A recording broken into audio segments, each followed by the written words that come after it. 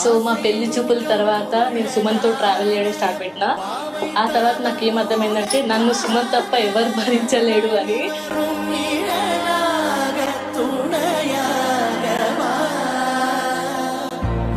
అంటే మా మెంటాలిటీ కొంచెం దగ్గర ఉంటుంది. సేమ్ నాలాగానే ఆలోచిస్తాడు, నాలాగానే కోపడతాడు, నాలాగానే 5 minutesలో కోపం తగ్గిపోతుంది. సో అది నాకు చాలా ఇష్టం సుమంత్లో.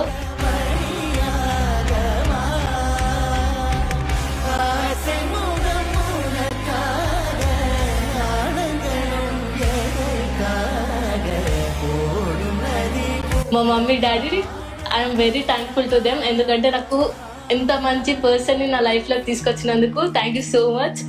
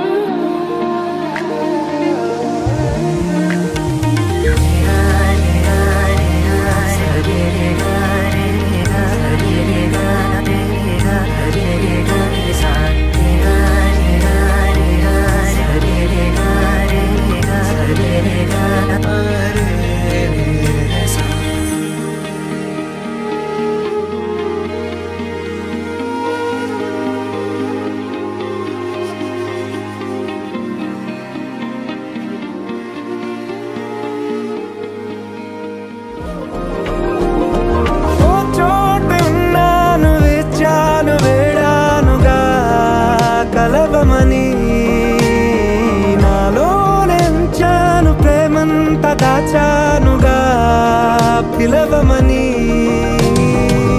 తారలైనా తాకలేని తాహతున్న ప్రేమని కష్టమేది కానరాని ఏది ఏమైనా ఉంటానని కాలాలు కళ్ళార చూసేనులే వసంతాలు వేచింది రోజుకే భరించాను ఈ దూర తీరాలు నీ కోసమే కలిసెనుగా కలిపెనుగా జన్మాల బంధమే కరిగెనుగా ముగిసెనుగా ఇన్నాళ్ళ వేదనే మరిచా ఏనాడో ఇంత సంతోషమే తీరే ఇప్పుడే పాత సందేహమే